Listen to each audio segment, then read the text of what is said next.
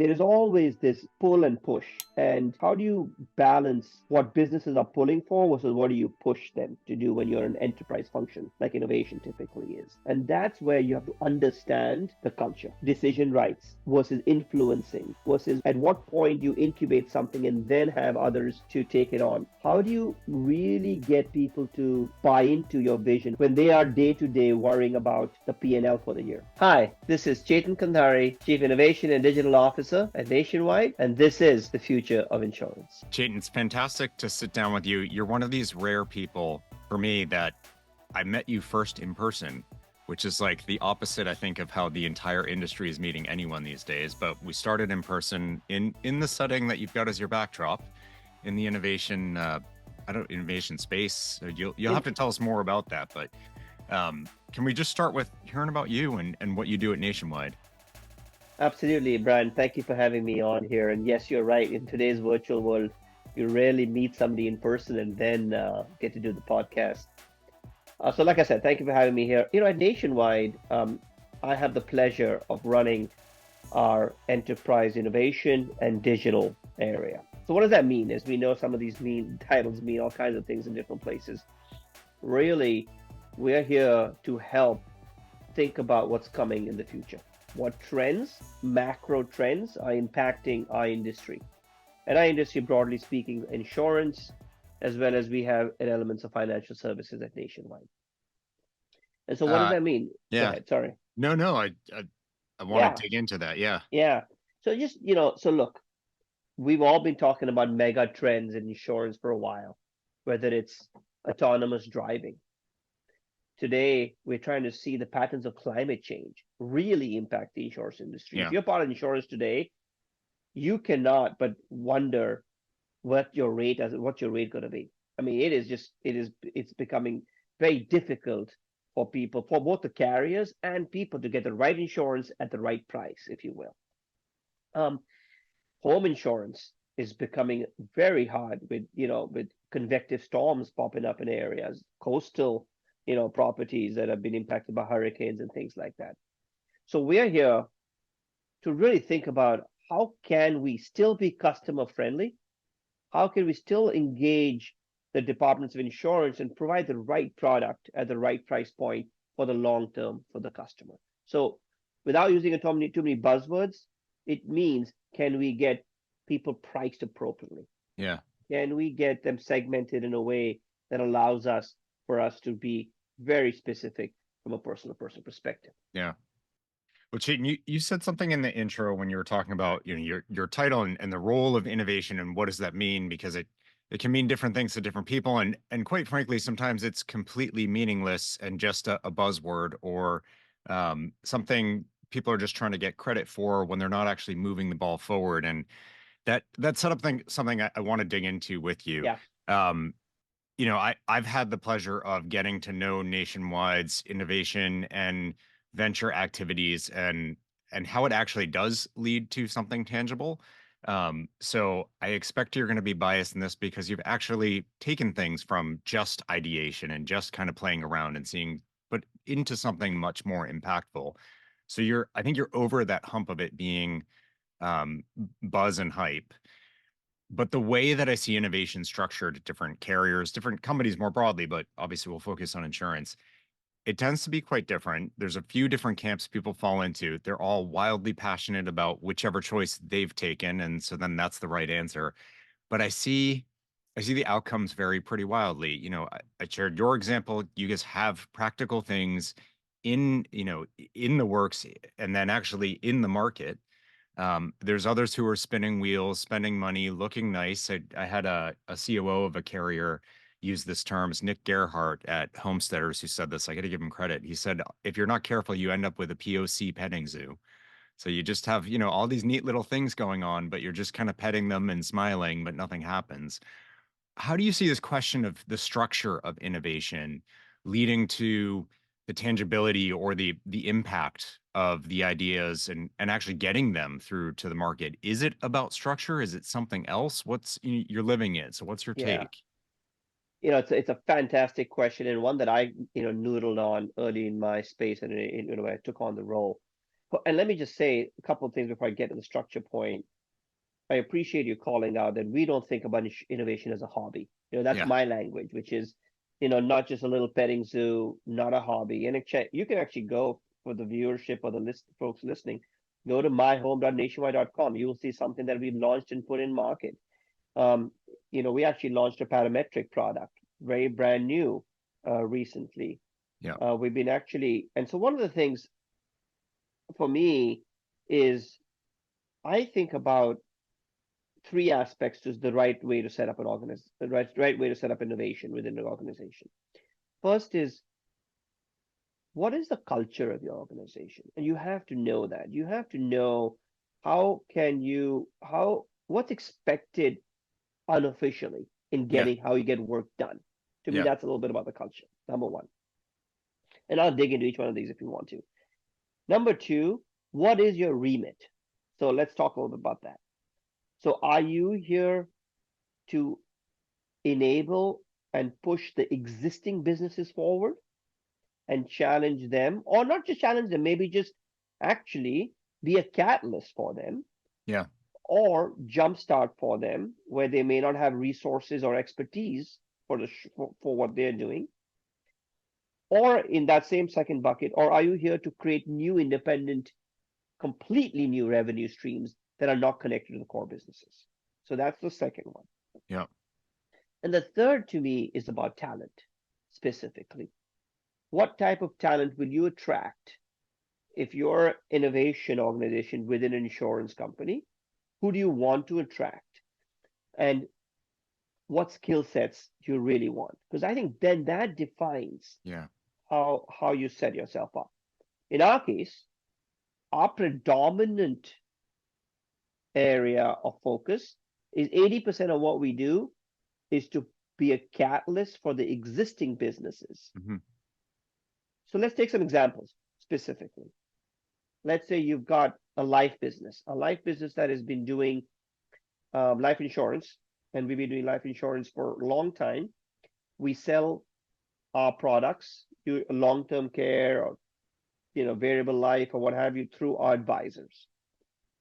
Okay, we don't really think there's a way for us to, let's just say we don't want to get into direct to consumer market, but can we experiment with the direct to consumer market with a completely like a insurtech out there? Can we innovate a new way for us to do underwriting in the value chain of underwriting, if you will, and then bring it to our core processes? When you're in the business day to day, you may not be able to either have the cycles, the capacity to do that. Can we do the whole experimentation? Can we get it big enough and then we implement it at scale in the business with the advisor channel for better underwriting? Completely innovative way to do underwriting, as an Yeah. example. Now, let's take another one. Let's take home insurance. Let's say we partner and get aligned with the business on where do we really think the connected home industry is headed. We know people are using telematics for auto, it's been around for a while, Yeah. but the smart home market is very fragmented. Yeah. How do we innovate? How do we innovate? So it's not about necessarily getting a whole new $100 million program there, but how do we innovate to get consumers to adopt a telematics equivalent product for their home, eventually getting them to be safer, getting their homes to be better prevention, and Yeah. then how do we get a better loss ratio out of it as an insurance company? So Yeah. now we're really enabling a few, and we know we're not going to get smart home or connected home at scale for 3 or 4 years. How can we really test and experiment? And how do we really make that big enough that it's going to scale? Yeah. Then I go back and I go to a different part of my remit and go, okay, that's really the core. That's about 80% of what I do. 20% of my time, I think about completely something novel, like a novel idea, but still eventually going to get into the value chain of our existing businesses. Hmm. So you could take lots of examples out there. I'm not saying that because I'm not going to give all my secret sauce of what I'm working on, Yeah. but let's take examples like perhaps okay, let's just do this one. Come to my head right now. Let's say I want to start insuring people with all the electronic electronics in a way that's not warranty, but Yeah. actually insurance. Slightly Yeah. different because warranty has a bad rap. Could I create a whole new product about this electronic insurance, if you will? And then at the right time, do I then say, look, my personal lines team, no, not my team, but the personal lines business, you can take this and see how best it's a part of your bundle for personal lines insurance. Yeah. So we use that value chain, but I'm working on it independently, incubating it, and then transitioning it. Yeah. That's how we've thought about it. Because look, I don't want to spend $1 billion trying. I'm not. If I was to be a organization that has to create new $1 billion businesses, then I would say put me as an independent organization. Nationwide becomes a VC for me. Yeah. Expect a rate of return from me every so many years, but I'm running as independently, not connected to a mothership, if you will. That's something how I think about that. That's interesting. I mean, Right. that really gets to having clarity on your three buckets there, having clarity on why are we doing this in the first place? Are Yeah. we here to tinker on the edges? Are we here to support something that already is? Are we here to dream up some new things, but maybe not at the to achieve the same scale as the mothership, so to speak? But that is interesting. If you want it to be a real full-fledged business at really dramatic scale, I mean tier one scale, that might need to be set up on its own. Yeah. So then you got to think about capital requirements will that have, right? And so then you got to really plan, okay, this might require over time, $1 billion of capital. Let's just say if you're trying to build a whole new business. Now, for $1 billion of capital, how do you raise that capital? Either you go public after a period of time. We're a mutual insurance company. Is that really part of what we want to do? Is go Yeah. public for, so those are the kind of things that you got to really think about Yeah. and say, what's really in your sweet spot for you to innovate, and you have to innovate with practicality. I guess maybe Yeah. what I'll say one thing is if you live in conceptual and PowerPoint land, it's not going to last long. You've got to be very practical. Yeah. Innovation has to come from a mind of practicality with short-term wins, 12-month plans. That's how I think about it. Yeah. I do want to just call out something that you mentioned that really stuck with me. When you were talking about culture, which anyone who's had to hear me speak, I go on and on about culture because I think it's really critical. But you said something in particular that really resonated with me that I feel like I've never been able to put a pin in this one, but you nailed it. You were talking about the unspoken side of it. Everyone's got, their big sign in the home office with "This is our culture" or "These are our values." That's all wonderful. And I always tell people when they're applying for a job, I say, half the companies that are feeding you "This is what we're like" are lying. The other half don't realize that they're lying. And maybe there's a little bit in there who are telling the truth, but you're talking about like forget what the slogan says for a minute. What do we actually stand for? What are our actual values and how is that in practice playing out? Because if we don't sort that out, whatever we do in innovation, if we're not actually living those values, then it is going to be money spent for no purpose. It's going to be a hobby or petting zoo at best. Yeah, I mean, I think you said it really, really well. I think the good thing is, one of the things I love about Nationwide, and I'll stand by this, is we I think in that few companies that actually has a strong set of values, and one of them is valuing people, respect, and we really do, but we really do live into that. Yeah. And so to your point, which is when companies have those, how much are they living into that, Yeah. right? And what's interesting about Nationwide, just for a little bit, a couple of years ago, a little while ago, there was a case study done actually by Harvard Business School on Nationwide's culture. And so that's something that I would, if somebody's ever interested in joining or looking at, I think it's a great place for people to start understanding Nationwide's culture.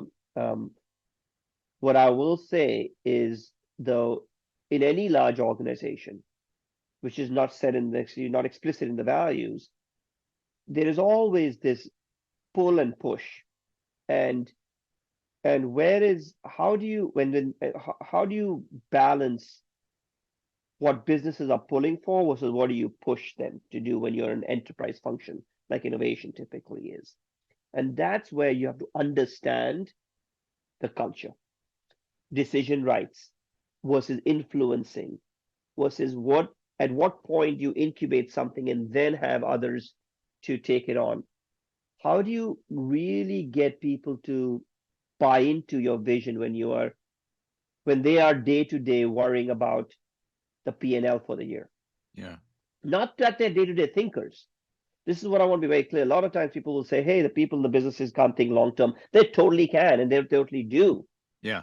They just don't have the bandwidth when they are getting a call from the advisors or the agents saying, my policy, my customer's unhappy. And so that they get into that zone.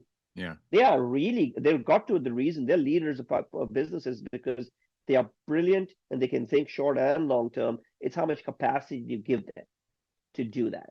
Yeah. And you have to acknowledge that. Is that why as an industry we've sort of struggled with innovation? What do you think holds us back? I think there's a, there's the classic items that I'll share, but I think there's more than that. The classic items you'll hear is, regulations. Yeah. You've got regulations. Um, you'll hear that people will say it's not sexy. You will hear people say that it's a need, must have it, right? And so you'll hear all of that. But behind all of that, I think it's a lack of understanding.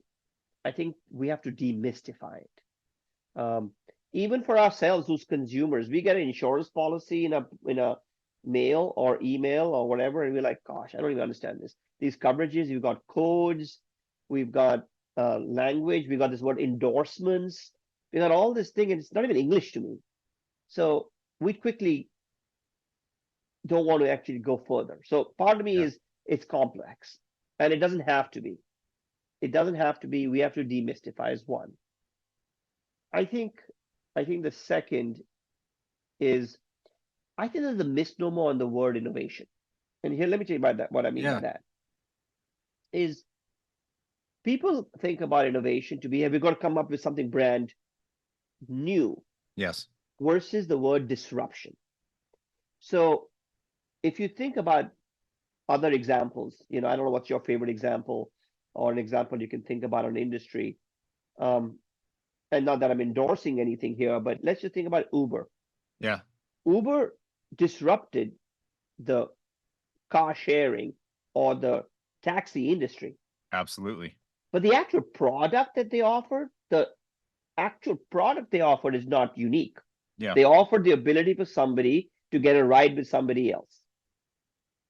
The means by which they offered it, the access, immediate access, all the other features that go about it. So Yeah. if you think about insurance and you start thinking about you don't actually have to offer a brand new product, Yeah. but disrupt how it's offered, whether you think about that. So I think then there can be a lot more. The other piece I think is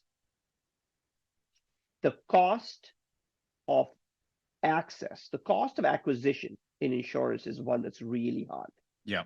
And that's, the classic. You've got your incumbents that some of them spend over $1 billion in advertising. Yeah. You've got agents that have becoming bigger and bigger, some of them that then you have to pay. So where there has been some attempt at disruption has been on the distribution side. Yeah. Some of the carriers, some of the news, they've been trying to come up with new ways to distribute. So I think that's one. The other is, and I think this is where I think it's going to you will get more and more possible disruption is as AI gets a lot more mainstream and scale. What do we do? What do we really fund? Insurers have been using AI for years because what do we eventually do? We are trying to price a risk or price a product. We have no idea what it's going to cost down the road. No Right. idea, Right. right? So we have to predict inflation. You have to predict losses. You have to predict costs of things. You have to predict all kinds weather patterns, all kinds of stuff. It's very risky business. So the returns on this could take a long time, not knowing it. Yeah. So that's another reason why I think there's not as much. Um, it's not it's complex when it comes to the statistical side of things that you don't see the returns for a period of time. Yeah. So to me, those are the kind of things that I think that's why it's not been as much in the innovation domain and some of the other things out Yeah. there. I was just thinking about Nationwide in particular, writing on both P&C and the life side of things. On the one side, you don't know the cost of the product when you sell it.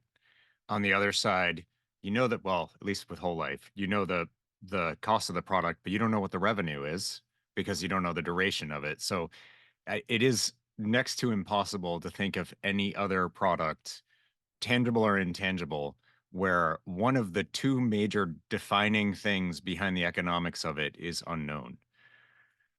So you I just, I mean, and I think Yeah, that's a big reason for it. And you're predicting longevity, you're bringing mortality risk, you're bringing all kinds of those kind of things in yeah, there. yeah. All right. Well, we can't have an innovation discussion without the buzzword of the Yeah. day, of the year, and or 2 years. Gen AI. I had to say it. I'm just going for the SEO juice, maybe.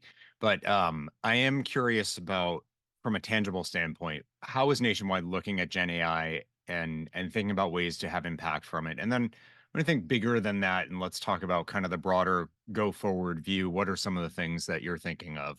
But I'd love to hear, you know, how do we move this past just hype? And I think you do have some things going on that maybe help bring tangibility to it. We do, Brian. Thanks for the question. You're absolutely right. You kind of almost have to have every conversation with Gen AI in there. Look, we believe there's going to be value in Nationwide. We believe that this is not just hype. And personally, the way I think about Gen AI specifically is,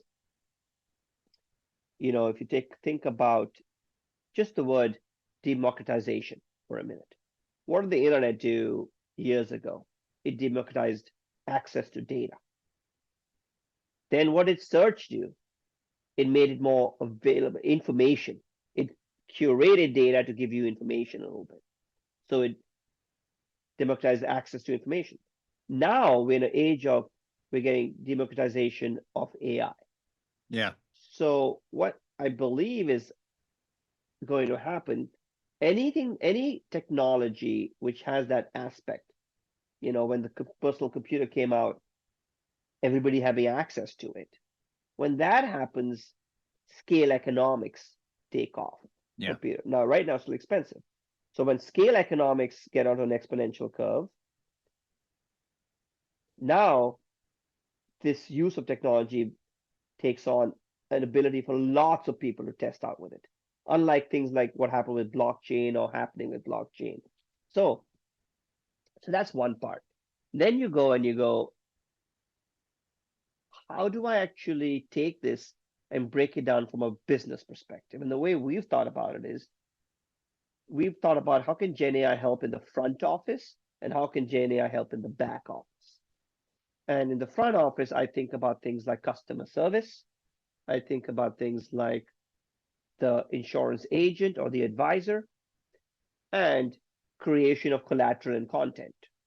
The back office, we've got our classic things, which is legal, HR, technology, you kind of name it, if you will. So Mm-hmm. then you go, okay, where can I think about the front office? And the way I've been thinking about right now is, or Nationwide has been thinking about it, is how do you augment the front office, Mm. augmenting the human in creating or completing the task more efficiently Yeah. with higher productivity.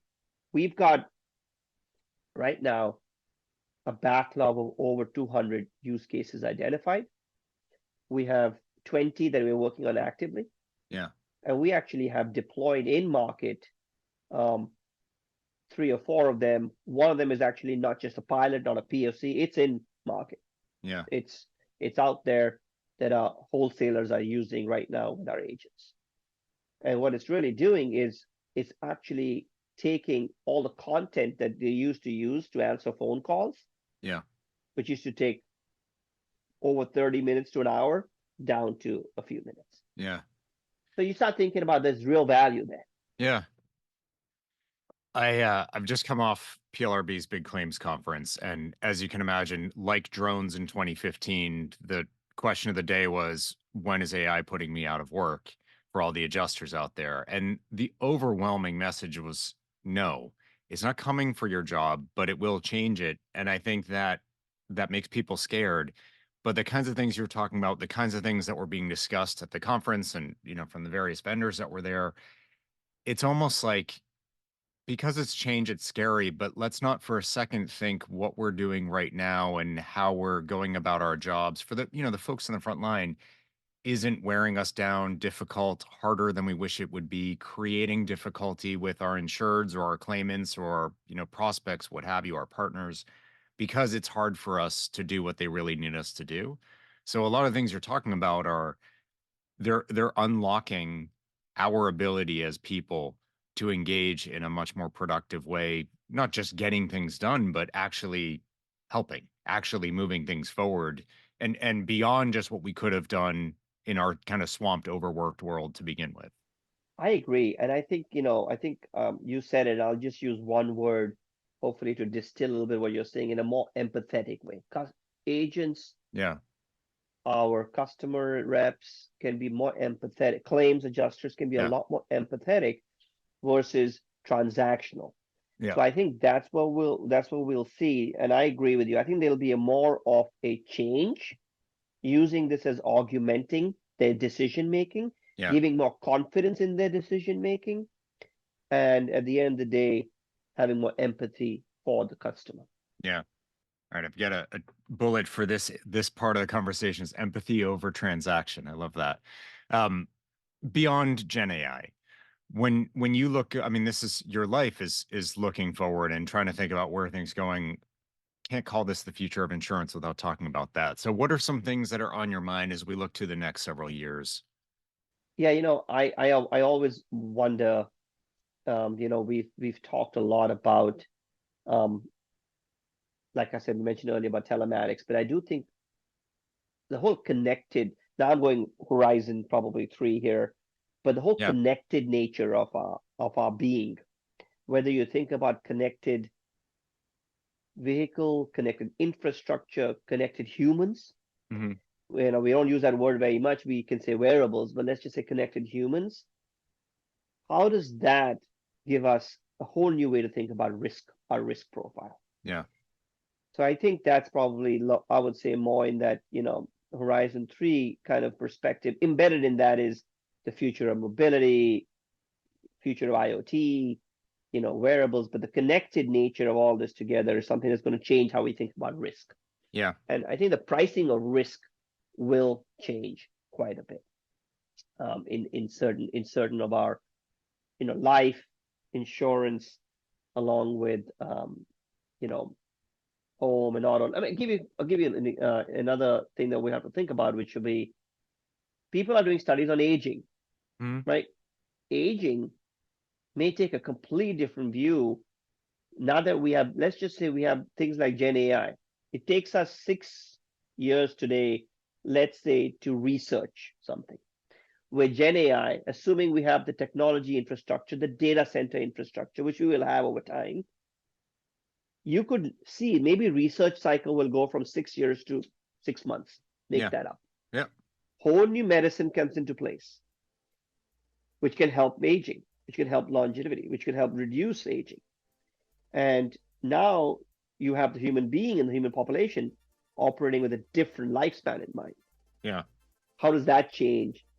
Obviously some of this is kind of almost a futuristic, if you will. But if you start thinking about that, and you're thinking about the exponential way we innovate when new Yeah. technologies come into play, you can think about using Gen AI to have exponential innovation in healthcare, which changes your risk characteristics, which changes insurance. Yeah. Your word connected, you're talking about these things that drive specific insurance questions, but actually it's a much bigger point that so if we do something about aging or quality of life, maybe people don't live any longer, but their productive years, the ways that they're engaging changes within that life. That has all kind. I mean, the paths of the dominoes here. It's a spider web of dominoes or something. It It's is. just It is. everything is connected. And actually, this fits. Last week's episode was with someone in the venture space, and this is what she was talking about: is the nature of connectivity between exposures, between the data that's generated by them and flowing from one to the next, and how that all influences what products we develop, how we price them, how they affect us. That's what she's excited about. Um, yeah, Yeah, so the other, I'm hearing yeah, this message. yeah, and I probably maybe a couple other things that I would just say out there is I think it's going to be interesting. Um, I think what's going to be interesting is how people start living and where people live, where concentration of populations exist. Yeah, Insurance is driven by scale economics, right? And so to me, we'll have to really watch to see what migrations are happening across the country. And if you think just for a minute, we are a domestic company, we're a US based company. That's the most of our, I mean, that's our market.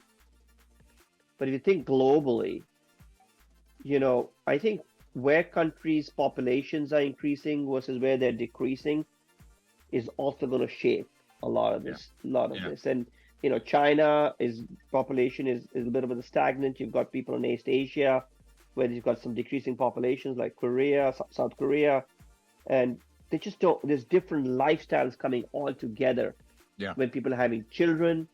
Changes when you buy life insurance. Life Hmm. insurance usually connected with usually some big life event. Yep.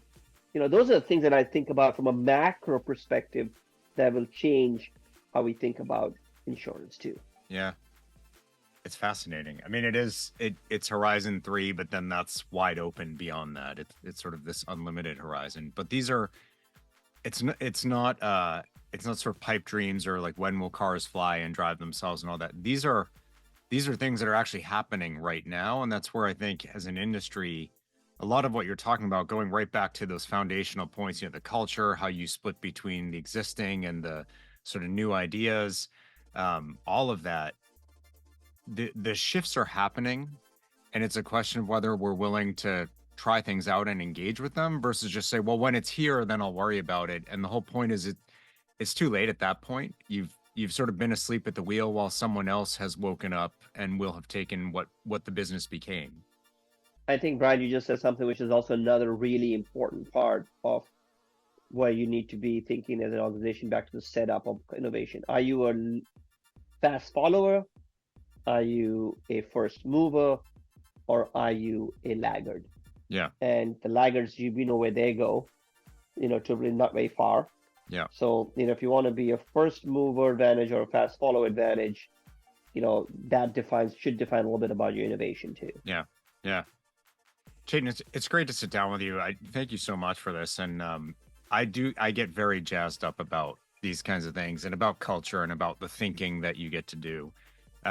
So it's great to sit down with you, and you've set me up for the day, very high energy. So thank you for that. Well, no, it's been an absolute pleasure. Thank you for having me, Brian. You know, I could talk about this all day long, but one of my big mantras is got to get stuff done too, Yeah. so that you can earn the right to keep on innovating. Yeah, absolutely. Thank you so much for joining me. Thank you. Thank you to Chetan for sitting down with me and the team at Nationwide for giving him up, and a few people on the team for making this all happen. I've had a bunch of people from Nationwide on the show and done different things with them, and I swear I'm not biased. I'm not insured of Nationwide. You might be thinking, like, why does he keep having them on? There's a reason for that. And, Chetan mentioned Harvard Business School has done a case study on their culture. There's something about that company. They're very, very large, very complex, lots of different businesses, yet they're able to do things that move forward, that are more nimble, that are more innovative. And I'm not saying nobody else does. There's some great carriers out there doing a lot of great things, but I have found some really good examples within Nationwide that, at least for me, are a nice reminder to all of us out there. It doesn't matter if you're at a giant company, lots of different business lines and lots of complexity and bureaucracy and all that. You can still achieve things. It doesn't matter if you're at a small company without a lot of resources or a lot of constraints that you might perceive. We all face many things, and big or small, constrained, unconstrained, loads of resources or not. You have these great examples of carriers who are doing innovative things, pushing the bar up and meeting it and pushing it again. And I think Nationwide is one of those examples. So I might be biased, but it doesn't mean I'm wrong, right? There are reasons why I've had a few folks from the company on the show.